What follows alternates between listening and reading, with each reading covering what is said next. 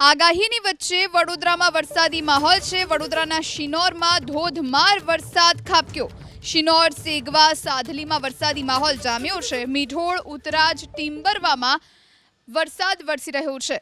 તો એક તરફ હવામાન વિભાગે આગાહી કરી અને બીજી તરફ આગાહીની વચ્ચે વડોદરામાં મેઘરાજાની એન્ટ્રી થઈ ગઈ છે। આજે રવિવારનો દિવસ અને આજે બપોર બાદ વાતાવરણમાં પલટો આવ્યો છે અને ગ્રામ્ય વિસ્તારોમાં વરસાદી માહોલ જોવા મળ્યો છે।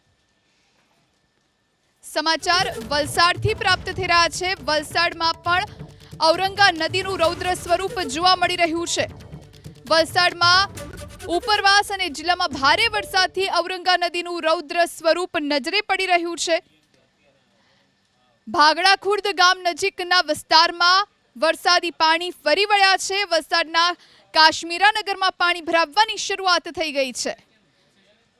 તો જળસ્તર વધતા સ્થળાંતર કરવાની કામગીરી કરવામાં આવી રહી છે। ખાસ કરીને જે લોકો નીચાણવાળા વિસ્તારોમાં વસવાટ કરે છે તેમનું હાલ સ્થળાંતર થઈ રહ્યું છે।